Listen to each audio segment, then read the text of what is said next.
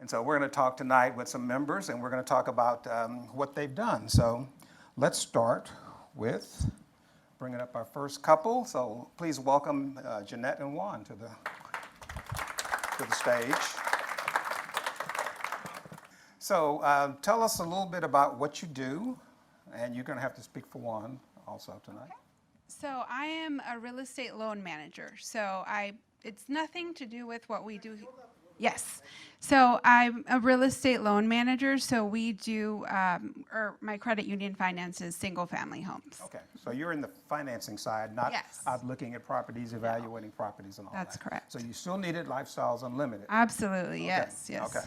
And tell us about Juan. Juan, he's Over there. my husband, Juan, he's a general contractor. Okay. And so,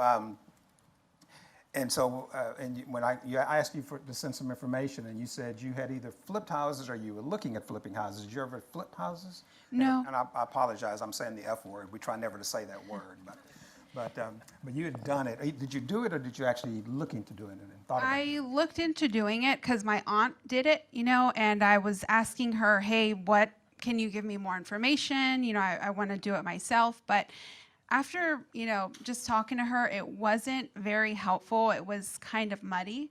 I was just like, I'm not ready to jump into that. I didn't feel comfortable doing that. Okay. So you never went down the dark side? No, I did not, Found thankfully. this better. Yeah. So, okay, great. Okay, and so, and it also said your sister's coworker is how you heard about Lifestyle. So how did that happen? Yeah, so during that period when I was asking my sister or my aunt about flipping houses, my sister obviously knew. So it turns out that one of her high-earning bosses in the company quit. And, everybody wants to find out why someone quit. And it turns out that she quit to do lifestyles. She quit to do this full time. And that for me was like, whoa, somebody I know, or my sister knows, quit from a high earning job to do this full time. I'm intrigued, So I came to one of the seminars. Free seminars with David Fisher, and I was hooked from there.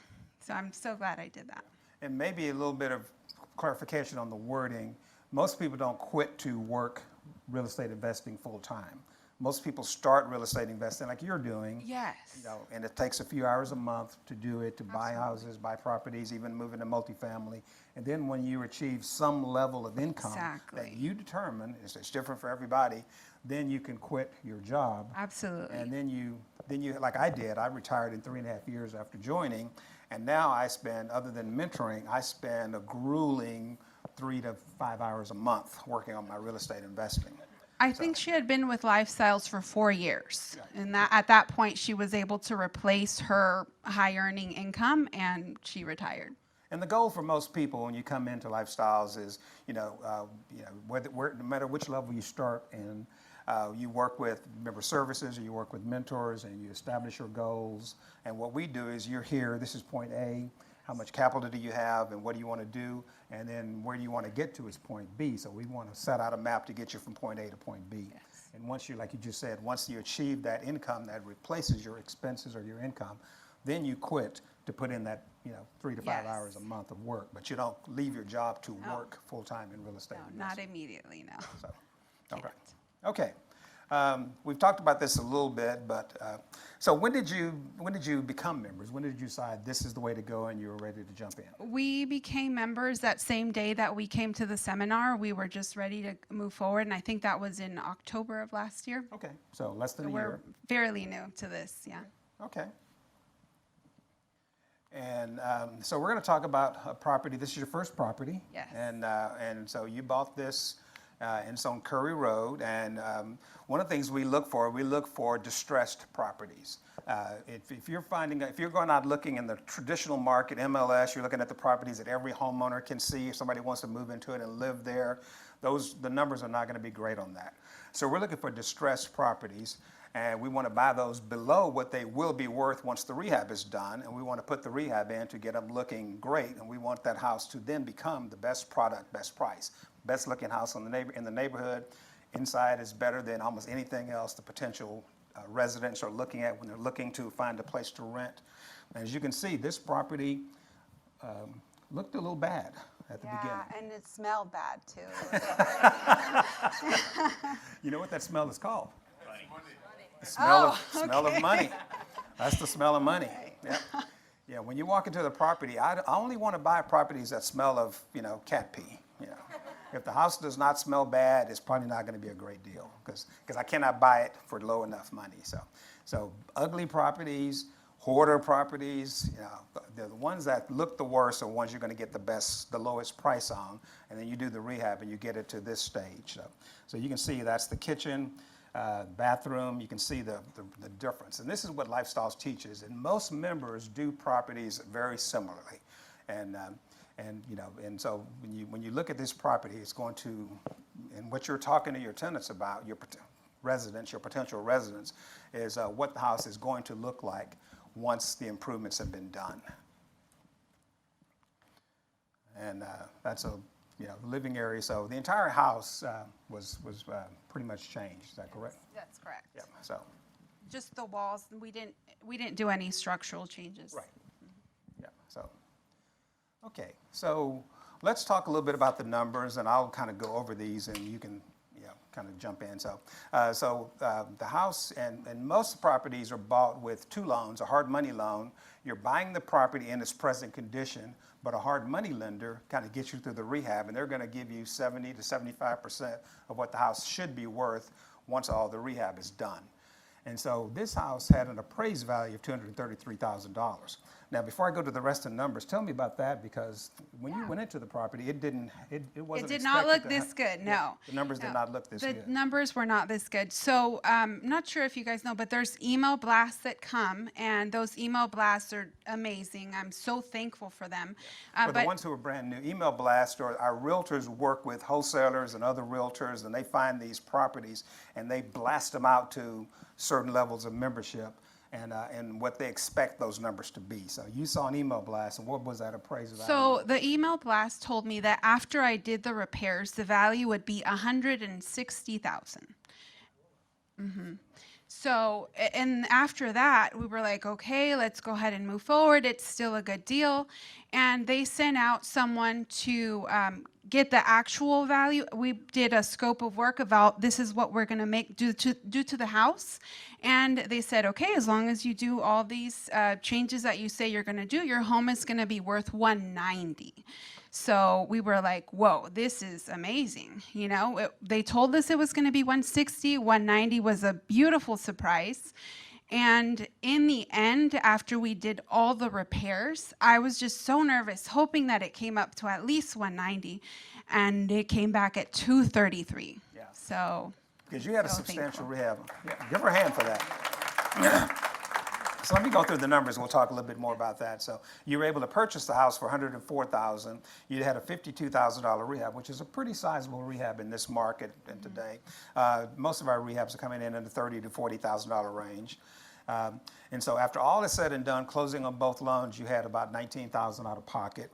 Your cash flow, your rent is $1,650 a month, $19,000 a year. Your cash flow, after all bills are paid, after your mortgage, your insurance, your taxes are paid, you're left with a positive $380 a month, which is $4,500 a year. And it should have been higher, but the interest rates went up on me. So I mean, we landed at $380, which is still pretty good. Yeah, because I don't know how many of you that are new are tracking this, but interest rates have gone up a lot, almost doubled in the last 4 to 6 months.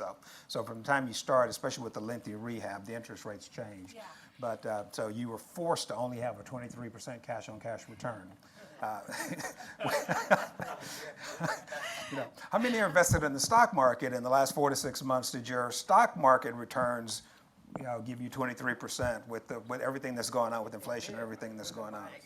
There was a minus sign on that. So, and it's tax-free. And this is tax-free income, absolutely. And because of those two jumps, you had an appraisal with the hard money loan, and then you had another appraisal when you go into the conventional loan. Yeah. And because of that, your equity capture, doubled almost to $70,000. So you bought this property, and you increased your net worth by $70,000. So give her another hand for that. Can you hear how excited they were? Let's slow this down for a second. She put out 20 grand. Now I told you it takes about 30 grand to buy a house, right? So she cheated my speech. She came up with, let's just round it up to $20,000 to make 70 grand. That's like tripling her money. That is, there's a technical term for that, Jannette. Do you know what it is? Do you know, sir? I know. What is it? Peeing your pants exciting. Who agrees? That's peeing your pants aside. I mean, really. Give her a hand. That's huge. Now, that's an actual quote from David Fisher. I didn't make that up. So. Yeah, we have the Dell-isms on the wall. We don't have the David-isms anymore. So. I was so thankful because it's a scary experience. You know, if you're new, I don't know what I'm doing. So my mentor was there, and Doug Butler was my mentor, and I would ask him questions. I would call him all the time, and, you know, he was always willing to answer my questions. Even if they were silly questions, he would still answer them. And we hate those silly questions that they ask us. But, you know, and I'm sure I know Doug well. Obviously, we've worked together for 3 years, and there is no silly question. And we are here all the time. I mean, when I joined, I knew nothing. I don't even know which end of the screwdriver to pick up. And so mentors guided me through my journey and my ability to retire. And so we encourage you to call us. We'd rather you call mentors all the time. And on the first property, you're going to call a lot. And we encourage that because we'd rather you call us a lot and go through any concerns you have. And sometimes we'll just pat you on the back and reassure you. Sometimes we'll send you in a different direction. But we'd rather get 10 of those calls rather than you're into it, you're doing the rehab, and all of a sudden here's a $15,000 surprise that you have to pay out of pocket now. So absolutely rely on your mentors at that level of the membership. Now, really quick, guys, I just want to cover something because I know somebody's going to ask me a question. Well, if she's only $19,000 out of pocket, how did she pay for $50,000 in rehab? So I want you to understand when he talked about there's 2 loans, and I'll really break this down this weekend. There's 2 loans, one called a hard money loan. So the hard money lender is lending us all the money to buy the property, plus they're holding back that 50 grand. So as the guys do the repairs, then they pay you to pay those guys. You understand? So she didn't have to front that money. Everybody with me? Her total out of pocket was $19,000. You follow me? Good. And that's the beauty of the hard money loan. If you were to buy this another way, the traditional way, she would have paid $104,000, put 20% of that down, which would be right at $20,000, financing $80,000, and then paying the rehab out of pocket. So it would have been $20,000 for the down payment, plus closing costs, plus $52,000. So she would have been out of pocket about $80,000 doing it in the traditional manner. So even though there were 2 closings and double closing costs, she took her out of pocket from $80,000 down to $20,000. And so absolutely the beauty of the hard money loan. Okay, so talk a little bit. I know it's your first house. You've been a member since October, but what do you see ahead? How is Lifestyles working to help you change your life? I feel so proud of myself. You know, it's something that I've always wanted to do. And now that I'm actually able to do it and I have someone to support me that knows what they're doing because they've done it before, I just feel really good. I feel super great. I guess that's not the word I want. I see the future very bright. I'm very excited for what's to come. I can't wait. We're working on our second property right now. You're already under contract. I'm already, and it's in the rehab stage. So it's just so exciting. You know, when the renters, we got them right away. And because the house was so nice, that was, it's just, you walk into a brand new house. Who's not going to want to rent that? And people were just basically like all stacking up like, I want to rent your house because of what Lifestyles teaches. You have to put and you guys will get the classes, but because I followed what they teach, our house rented immediately. So it wasn't hard to rent the house? Not at all. That's one of the biggest fears a lot of new people have is, what if I can't find someone to rent it? It was not. I have that renter who has 3 friends that want to rent the new house. So when it's ready. So who agrees? Did it not look beautiful when she was done? So we teach something here. Dell taught me, and now I teach all my students, best product, best price, service by the best people. If you follow that, everyone deserves a great place to live. Who agrees? And that's the model. And if you do that model, you treat people well, it attracts people right away. And she followed it inside out 100%. So she did a great job on that. Yeah. And one of the things you'll find, no matter what type of neighborhood you're in, we specialize in workforce housing, blue-collar housing. We're not buying, in Houston, we're not buying the $300,000, $500,000 houses. We're buying the $180,000 to $250,000 properties, in some cases even lower. But you want that house to be the best house in that neighborhood. And as you talk to more people, as you get more houses and get more potential applicants, people have said to me personally, and people have said to a lot of the people I mentor, this is the best place they've ever lived in. And that's what we're striving to do. And then, and Lifestyles members are changing neighborhoods. When you get to some neighborhoods, how many people are familiar with Sunnyside? It's 610 South over past Astrodome, 610 South, and I bet there's 40 to 50 members that have properties in that area. I'm sorry? I just sold one. Gordon had bought a property and went through and made money on it and then sold it. Yeah, it's really working well. And one of the other things that happens, I've had many times where I'm putting a sign in the yard, the for rent sign in the yard, and people will walk up, neighbors will walk up. I've rented 2 of my properties through the years because the first one, a lady was walking her dog, and her sister wanted to move into the neighborhood. And so it took, literally the first day, she said, how long are you going to be here? I said, well, I was leaving, but I can go have some lunch. I can come back. How soon can she be here? And so I had a signed lease the first day I owned the property. Me too. And, yeah. I did too. I was putting the sign, the for rent sign, and I was having trouble sticking it in. So while I was messing with that, some family walked up and said they were interested. And I had actually 6 people that day show up to the house. It is not hard to rent the properties at all. So, and so you've had a complete mindset change now, Absolutely. and you're looking forward to The tell us a little bit future, about yeah. what the future is in store for you. Well, I'm excited. I'm excited for more homes. Okay.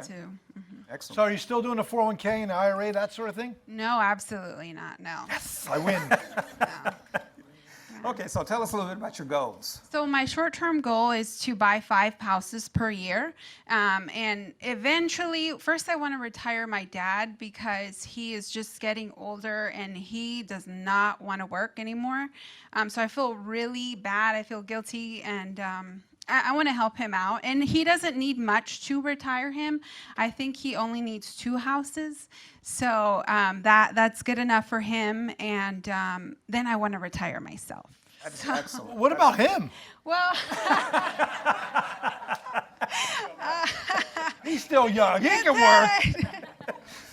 That's a really great story. Most people, Lifestyles talks about legacy, getting your kids and even grandkids and what you're going to pass down. But this is great to kind of build a legacy up. We don't hear much about that. So that's fantastic. One of your first goal looks like, I don't know if you gave these in order, but it looks like one of your earlier that is goals. my first goal, Okay, yeah. your first goal is to retire your dad. So that's fantastic. That's honorable. Give her a hand for that. Okay, so let's talk about a little bit about who's on your team. You already mentioned Doug was your mentor, and you talked a lot about Doug. John Johnson was your realtor, and Lifestyles Unlimited has a realty team. It's a separate part of the company, and it's one of the most successful. That group and some of those individuals are some of the most successful in Houston. There are over 45,000 realtors in the greater Houston area. 4 of our realtors were in the top 25 of number of properties sold. Jeff Jenkins, and I don't have the exact numbers, I think Jeff Jenkins was number 21 or something like that in number of properties sold. John Johnson was, I think, number 18. Jennifer McCormick was number 6 or 8. And Moon Kim, who is the realtor for the next couple we're going to bring up, he was the number 1 realtor in the entire greater Houston area out of 45,000 realtors. So 4 of our realtors are in the top 25 of 45,000 realtors. So it's tough to find properties that fit into our model that make great investment properties, that smell like cat pee. But when you got those kind of realtors bringing those properties to you, it's going to make your life a lot easier. And that's part of a membership. David goes into all that this weekend. I love John. He's really, really helpful, especially when I was new. That my mentor, the realtor, that was just the push that I needed. I didn't know what I was doing. I was like, John, what do you think? And just I would get his opinion, and what he was giving, the feedback he was giving me made sense. It was very helpful. For this particular property, I actually bought it through video because I could not leave work.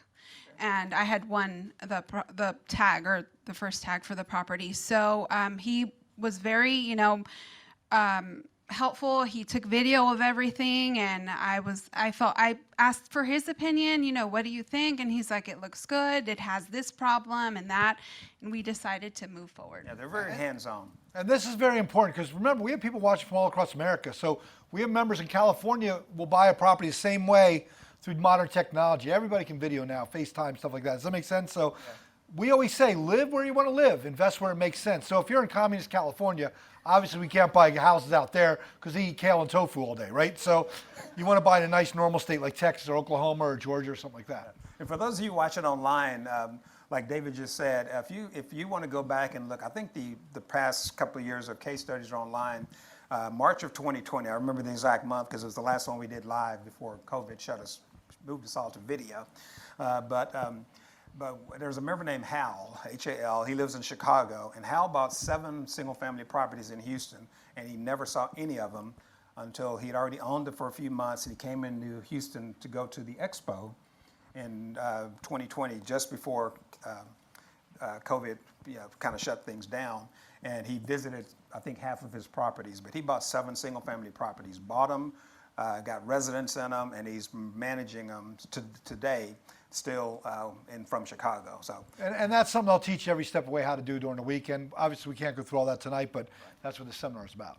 okay, and for your lender and inspector, these are people. Lifestyles has a vendor list. I know some of the vendors came across today, but a lender like Imperial Mortgage is going to be amazingly different than trying to work with Chase or Wells Fargo or something like that. So they fully understand investment lending. Exactly. That's what was very helpful for me.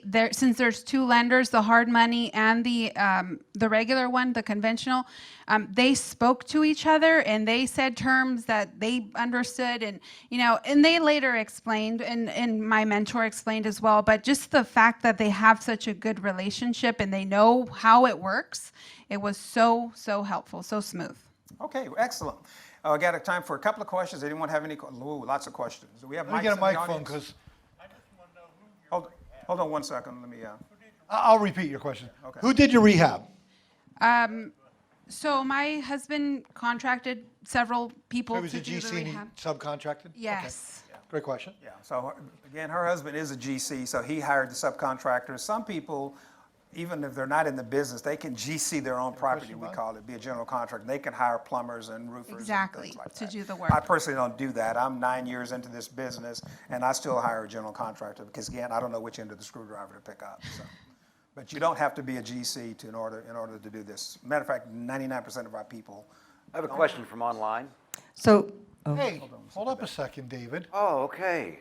Come on, Joe Biden. Wait your turn. I fell asleep. I woke up. I thought it was my turn. Yvonne's got a question quick, then we'll go to your question. thank you. You said that you didn't have any structural changes, but you had 50,000 in 52 in rehab. Can you tell me why it was so high? The plumbing. The house was so old. The plumbing was just all messed up inside. We had to basically put new walls. Everything was redone. Oh, and the foundation. The foundation was messed up. So that was very pricey. But my realtor, John Johnson, I think the first quote we got was $10,000, and after he did some digging, we managed to get it for $5,000. So that saved us a lot of money too. On the plumbing. And he was part of the vendor list as well. Okay. David? Let's go to the online one quick. Go ahead. Yeah, so you were trying to put the for sale sign in the yard. When was that? And then how long before it was rented? So I should have done it a little bit sooner, but I waited until it was finally done. Till the rehab was not done? what we teach. I know, that's not what they teach. I hadn't watched that video, That's okay. but I waited. Forget everything So I when- said about being a You good say, business. when should you have done it? I should have done it before, during the rehab process. Like the day that you closed on the property? Oh, Yeah. so Here's what I actually teach, just so you know. That's what Dave's alluding to. Just so you know, when do we do it? The second you own the property, it's funded, it's yours, right? You put the sign in the yard. Because what does a renter have to do if they're a good renter? They have to give a 30-day notice with their current landlord. So you want the first month's rent and deposit before it's ever even finished. But that's okay. I know. You only made a 300% return. The second part of the question is how long from the day you put the sign in? You said. Oh, yeah, great question. So Is that immediate? She came the first day when I was putting the sign. 6 people actually came in, and she was one of them. And I think we signed the lease. I think it was the next day. Yeah, so 2 days. A lot of stress there. Yeah, Awesome. it really was. Though I shouldn't have waited. I should have, It's listened okay. to my mentor's Don't advice. beat yourself up. You did a great job. Yeah, thank you. Thank you. Any, have time for one more question? No, okay, well, it's a Keelan, young you guy. cannot ask Sorry. questions. Okay, Oh, okay. Keelan was on stage Ryan, last you get month. to You ask can't ask any questions. questions. He carries around cameras all day. So. How did the ARV? I'm just curious how the ARV jumped so much, considering the realtor probably looked at it and looked at houses in the neighborhood at the time and said 160. Question. And I'm asked, how did it jump? Because I just recently bought a house and the ARV actually was lower than what it was supposed to be. So I was just curious how I that have happened. no idea. I have no Let me take idea. a, have to have let me the take a real stab answer. at that. So when did you go into contract? I went into contract. Hold it up. Oh, that's why. I went into contract in, I think, November or December, and then someone died. And then they had to wait. Oh, so there was a time between it. Yeah. So here's probably what happened. There's something here in Houston area called appreciation. It's 10 to 14%. When I say it's 10% a year, it's not 10% on the money she put out of pocket, the $20,000. If a house were $200,000, in 1 year it goes up 10%. What's 10% on $200,000? $20,000. So it probably appreciated. But it was just a month, though. Oh, it's just okay. They died very quickly. I mean, Oh, it's only a month. Okay, I thought it might have been a long. they had to figure something out. Okay.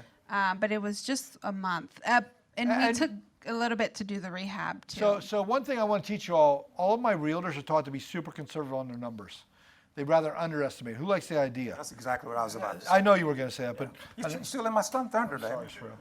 I mean, if our realtor team, these fantastic realtors I was just telling you about, if they put out a property in the email blast you mentioned, and it said $200,000 is what this house should be worth, and you go into it, you put your money down, and you close, and then you get an appraisal back that's $190,000, $10,000 lower, how successful are they going to be? So first blush is they're going to estimate rather conservatively. You run your own numbers and estimate. You run your Quest, the tool we use, and then over the last 6 months, houses have been appreciating rapidly. So a lot of this is just the last 6 months in Houston. Just what the market's doing. Yeah. Yeah. So okay. All right. Well, thank you very much, Jannette. Give her a hand. That was Silent huge. Juan. Having me.